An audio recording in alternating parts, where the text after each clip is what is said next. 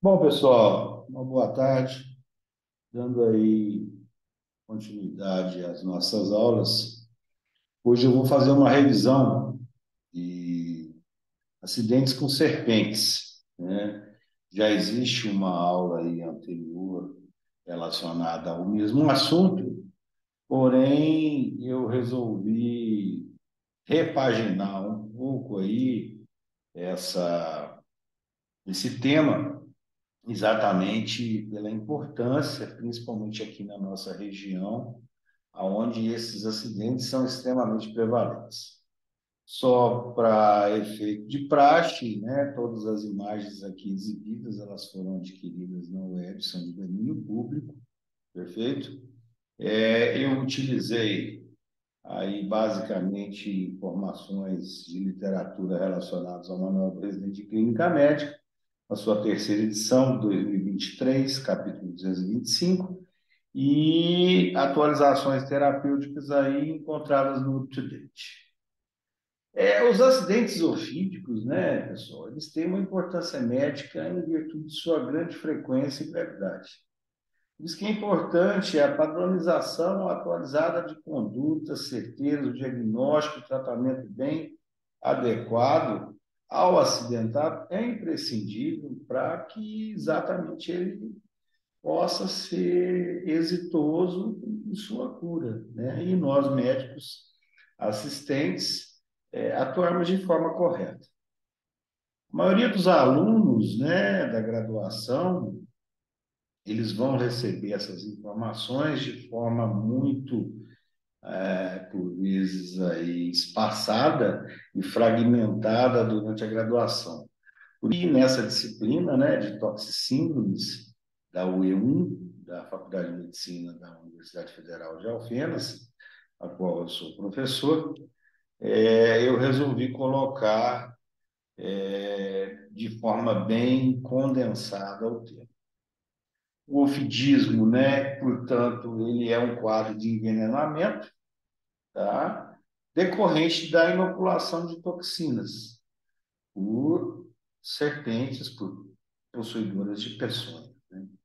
Em 2020, foram notificados em torno de 29.925, quase 30 mil casos, onde ocorreram acidentes, e destes, aproximadamente 126 mortes foram ocasionadas.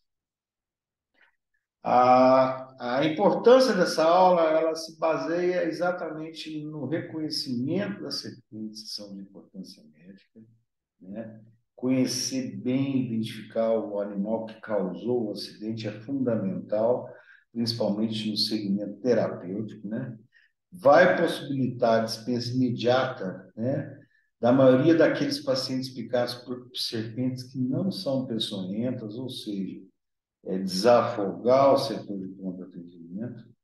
Esse conhecimento e identificação do animal causador vai viabilizar o reconhecimento das espécies de importância médica no âmbito regional, do local onde nós estamos atendendo, e é a medida auxiliar na indicação mais precisa do antiveneno a ser administrado. Ou seja, é fundamental conhecer essas serpentes de importância médica, identificando-as e fornecendo o tratamento de forma adequada.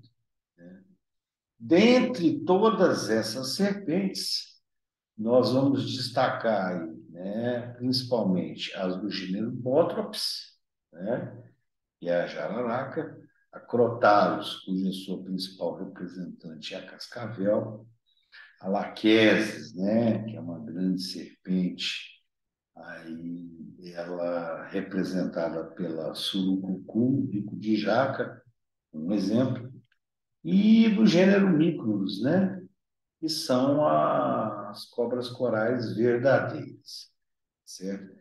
Então, essas são aí realmente as serpentes de maior importância do ponto de vista médico, foco regional, tá?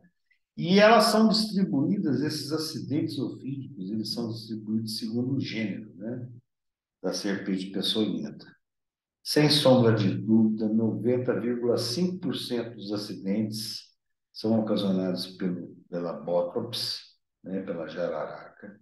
Em segundo lugar, nós observamos aí a presença da crotalus, né, que é a cascavel, em torno de 7,7%. Existe aí um intervalo extremamente grande, né, diferencial em termos de porcentagem. A laqueses, né, 1,4%, talvez até por alguma subnotificação, visto, como nós vamos ver adiante, a sua ocorrência ela é um pouco mais longínqua, né, em termos territoriais, e a micros, né, que é a coral, tá certo? Bom, a letalidade, né, dos acidentes antes do advento da soroterapia, que era em torno de 25%, partiu, né, se estabilizou em aproximadamente 0,45%, tá bom? E o maior índice, né, de mortalidade, de letalidade, dentro desses 0,45% pós o advento da soroterapia, foi observado nos acidentes por crotalos, né? Onde em 5.072 acidentes ocorreram 95 óbitos, em torno de 1,87%, tá certo? Mas, sem sombra de dúvida alguma, né, a questão aí do advento da soroterapia, ela foi um divisor de águas mesmo, né? De um modo geral, jararaca, então, bótrops, jararaca sul, bótrops no IgM, basicamente necrose tecidual, coagulopatia, hemorragias, rabdomiólise e lesão renal aguda vão ser observadas. Na cobra coral, nas espécies de micros, né, nós vamos observar basicamente efeitos neurotóxicos com ocasional rabdomiólise, né, e esses efeitos neurotóxicos basicamente vão levar a quadros de insuficiência respiratória pulmonar aguda. Já as cascavéis, acrótalos, né, acrotalos, lesão renal local e aguda, coagulopatia e rabdomiólise fazem parte aí da sintomatologia, né, apresentada por esse acidente. E a surucucu, ela lembra muito, tá certo? Só que numa potência muito maior, em termos de gravidade, os efeitos ocasionados pela jararaca, onde nós temos aí a inflamação, a necrose tecidual e a coagulopatia. Perfeito até aqui? As principais características, né, do, dos gêneros de serpentes peçonhentas, vale a pena relembrar isso aí, a gente vê desde a época do ensino médio, né? A presença da fosseta loreal é uma condição sine qua non, né? No sentido de realmente classificarmos como peçonhenta, um orifício situado entre o olho e a narina, né?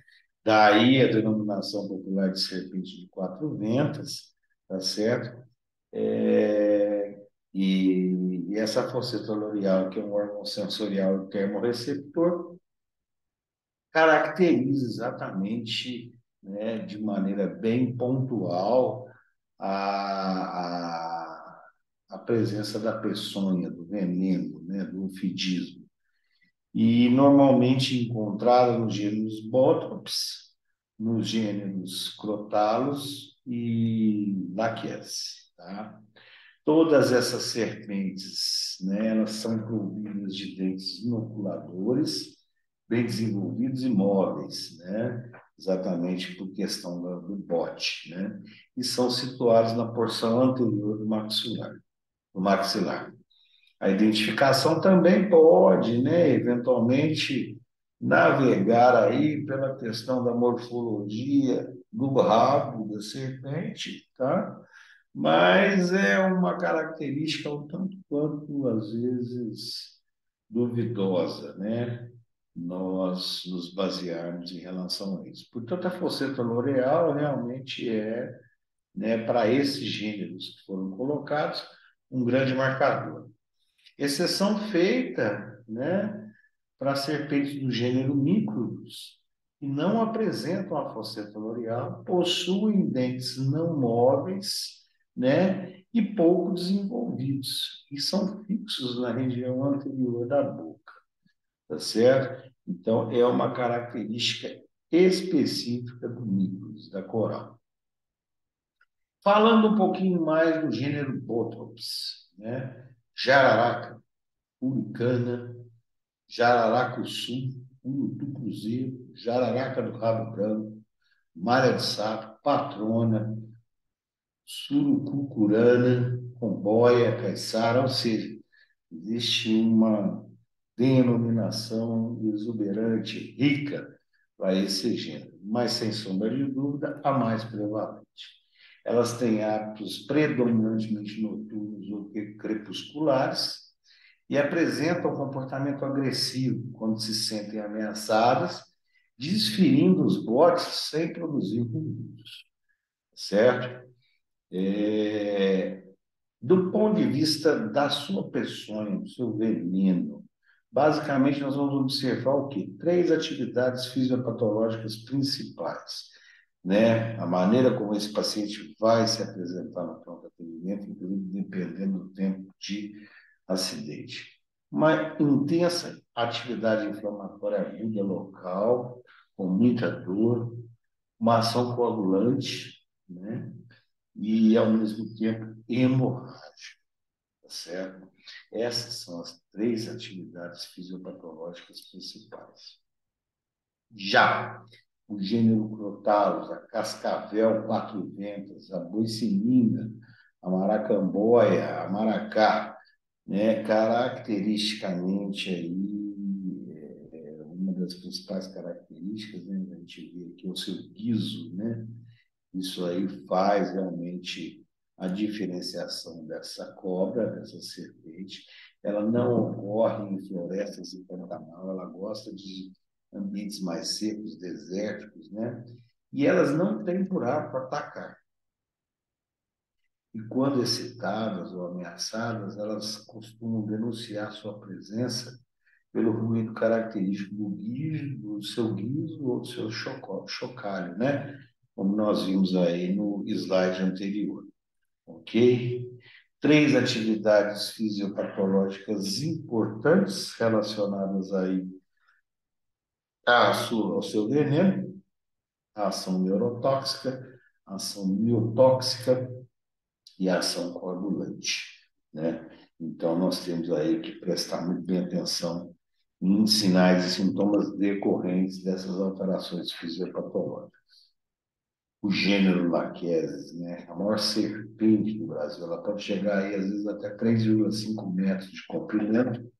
Surucucu, surucucu, pico de jaca, surucutinga, malha de fogo. Realmente uma serpente bonita, né? Do ponto de vista aí fenotípico, tá certo? Mas extremamente agressiva e o veneno de uma potência inimaginável, né? Como eu disse, é uma das maiores serpentes peçonhentas das Américas, atingindo até 3,5 metros. Elas vão habitar principalmente as áreas florestais, como a Amazônia, Mata Atlântica e algumas enclaves de matas úmidas do Nordeste. Ok? É, Suas atividades fisiopatológicas principais são, como eu disse anteriormente, relacionadas aí, semelhantes à picada por bótrops, né, pela jararaca, uma intensa atividade inflamatória aguda local, uma intensa ação coagulante e hemorrágica, tá? Que fique muito bem marcado. E, por último, o gênero Micrurus, né? A coral verdadeira, o aboi coral. Quer dizer, também, né? Uma serpente muito bonita, com suas cores vibrantes aí, normalmente intercaladas entre o vermelho, entre o amarelo, entre o preto, entre o branco, tá certo? Porém, de extrema gravidade, né? A sua picada, ela vive na região amazônica e áreas limítrofes, São encontradas corais de cor marrom escura, quase negra, tá, também, com manchas avermelhadas na região ventral. Elas em todo o país elas vão existir, né? Mas existem as não verdadeiras, né? Possuem o mesmo padrão de coloração, porém estas são desprovidas de dentes inoculadores. E uma da caracterização é exatamente a continuidade dos anéis na região ventral, né? Na barriga da cobra. Então, né? Isso é só para fortalecer, né, a diferenciação na configuração dos anéis, que não vão envolver, em alguns casos, toda a circunferência do corpo, vai exatamente caracterizar as denominadas cobras falsas corais. Basicamente, em termos fisiopatológicos, em termos de sintomatologia, de sinais, sintomas, são decorrentes aí da sua grande ação neurotóxica, né? E que se não tivermos aí um atendimento imediato, um atendimento certeiro, nós podemos, às vezes, até perder esse paciente. Então, reforçando a ação dos venenos, tá? O que é fundamental? No botrópico, ação proteolítica, né? Muita lesão local, muita dor, edema, bolha, necrose. Isso aí provavelmente é decorrente da ação de proteases, hialuronidases e fosfolipases, né? Liberadas durante a intensa resposta inflamatória, tá certo? Agindo sobre o endotélio vascular. E elas têm ação procoagulante, tá certo? A maioria desses venenos botrópicos ele vai ativar o fator 10 e a protrombina, né? E essa ativação, né? Esse veneno também vai possuir uma ação semelhante à trombina, convertendo o fibrinogênio em fibrina. Daí as microoclusões que podem acontecer. E os venenos botrópicos, por consumo, também podem levar à plaquetopenia. A ação hemorrágica, né, ela é decorrente principalmente da ação das hemorragias presentes aí no veneno e provocam lesões nas membranas basais dos capilares. Então, a gente vê aqui um exemplo de picada, uma ação local importante do edema endurado, né? Normalmente a instalação ela é precoce, de caráter progressivo, por isso nós não podemos fazer o torniquete, né? As equimoses e sangramentos no ponto da picada são bem frequentes, né? Aqui no caso é pé, que é uma das principais regiões, e podem ocorrer infartamentos ganglionares, bolhas, acompanhadas ou não de necrose. Vai depender muito da evolução do caso. Além desses sangramentos, né, nesses ferimentos cutâneos pré-existentes, podem ser observadas hemorragias à distância, principalmente de hemorragias, epistaxis, hematemes, hematúria, e em gestantes há risco de hemorragia uterina, né, por descolamento da placenta. E sinais de choque, sinais de CIRS intensos, de uma grande inflamação sistêmica, vômitos, diureses, hipotensão, e assim sucessivamente, podendo às vezes evoluir até para um quadro de choque. A necrose, por sua vez, ela é devida principalmente à ação proteolítica do veneno, que é associada à isquemia local, tá? Decorrente de lesão vascular.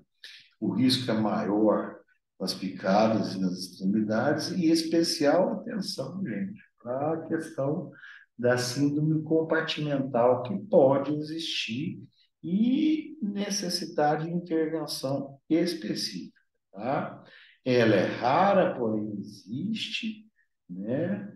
Na maioria das vezes, as fasciotomias são importantes de serem realizadas, tá certo? Existe mesmo uma compressão do feixe vascular-nervoso, vai produzir isquemia, dor intensa, parestesia, diminuição de temperatura, ou seja, tudo aquilo decorrente da síndrome compartimental. E a infecção secundária, a formação abscedária, dos abscessos, né?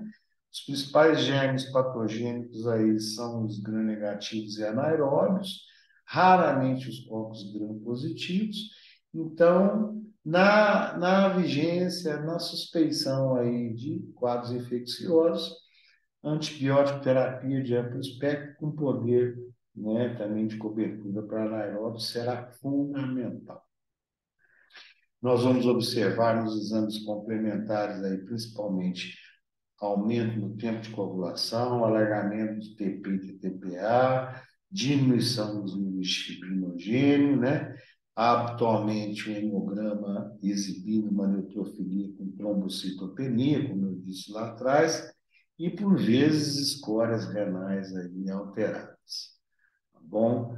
Nós classificamos o acidente em leve, moderado ou grave, tá? E essa classificação ela varia conforme o quadro clínico, tá? E a administração do soro antibotrópico é fundamental, né? Lembrando que nos acidentes leves de 2 a 4 ampolas e nos graves até 12 ampolas. Via de administração intravenosa, medidas aí para evitar a anafilaxia, a intolerância, a alergia, o choque, né? Por conta do uso da administração, com antihistamínicos e normalmente bloqueadores de H e corticoide. Já o crotálico, né? O acidente crotálico, principal ação neurotóxica, né, que é produzido pela crotoxina, que é uma neurotoxina pré-sináptica. Ela atua nas terminações nervosas, inibindo a liberação de acetilcolina e acaba que essa inibição leva a um bloqueio neuromuscular, semelhante ao curare. A ação biotóxica desse veneno, né, ela é decorrente basicamente da lesão das fibras musculares esqueléticas, né, mioglobina, que acaba aí levando a quadros aí importantes de rabdomiólise com insuficiência renal aguda. E a ação coagulante, o crotálico, decorre da atividade do tipo trombina, né? Que converte fibrinogênio em fibrina. E, consequente, né, o consumo de fibrinogênio vai acabar levando à incoagulabilidade sanguínea. Tá certo?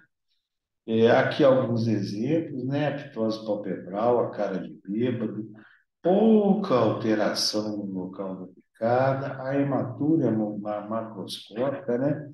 Decorrente aí da mioglobinúria, são características aí presentes e marcantes no acidente crotálico, né?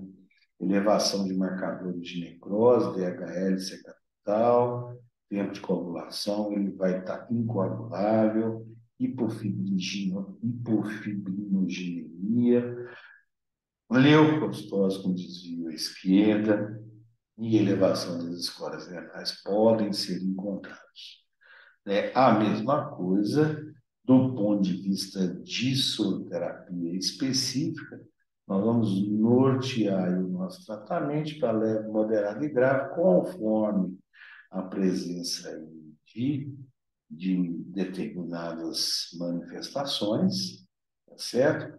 A ampolagem, ela normalmente, em casos leves, 5 ampolas, em casos graves, em torno de 20 ampolas de soro. Bom, já o laquético, né? Basicamente, como eu coloquei lá atrás, ele, por ser uma serpente encontrada em área florestal com baixa densidade populacional, as informações são um tanto quanto truncadas. Nós não temos uma ideia correta do número de óbitos e acidentes. Em 2020, somente 5 óbitos foram notificados, mas os acidentes existem em uma proporção muito maior. Basicamente, os mesmos sinais e sintomas aí apresentados pelo botrópico, acrescidos da ação neurotóxica, tá certo? Ou seja, seria aí um mix, né, de veneno botrópico com crotálico, tá certo? E com ação proteolítica importante, local, com dor, com ação coagulante, ação hemorrágica, tá? E a neurotóxica, né, por uma certa estimulação vagal, uma atividade ainda não muito bem caracterizada, tá certo? Não se sabe o porquê adequadamente disso, mas também vai existir. Aqui são características, né, semelhantes ao botrópico, local da picada é demasiado, né, já uma fase, né, bem característica aí de atividade neurotóxica, nós observamos aí em relação ao laqueiro. Antibiótico, tratamento específico antilaquético ou antibotrópico laquético, né? E na ausência desses, o antibotrópico, só que com uma dose maior, né? Porque é já caracterizado como um acidente grave, certo? E varia aí em torno de 10 a 20 ampolas, né, do uso dessas soroterapias. O elapídico é uma porcentagem baixa, tá? Em torno de 0,4% dos acidentes, né? Constituintes tóxicos desse veneno são denominados neurotoxinas, de ação pós-sináptica e pré-sináptica. A pós-sináptica ela vai atuar de modo semelhante ao curare pela competição com a acetilcolina, né, pelos receptores colinérgicos, e a de pré-sináptica elas vão atuar exatamente na junção neuromuscular, bloqueando a liberação de acetilcolina. Aí isso impede a deflagração do potencial de ação e a atividade muscular fica prejudicada. Basicamente o que, pessoal? A fraqueza muscular progressiva, pitose, oftalmoplegia, presença de face miastêmica ou neurotóxica, né? Podendo evoluir com uma paralisia flácida da musculatura respiratória, comprometendo a ventilação. Pode haver evolução também para insuficiência respiratória aguda e apneia, tá bom? O tratamento, basicamente, né, uma vez confirmado o acidente, é a administração do soro antielapídico, né? É considerado acidente grave, 10 ampolas de intravenosa, né? E seguindo aí todas as precauções para uma eventual reação alérgica, tá certo? Então, assim, essa era aí o recado que eu queria passar para vocês, né? Retomando aí as nossas aulas e espero que essa aula possa retirar aí e sanar as dúvidas mais comuns e eu fico aí à disposição para eventuais dúvidas, né? Um grande abraço a todos e até mais.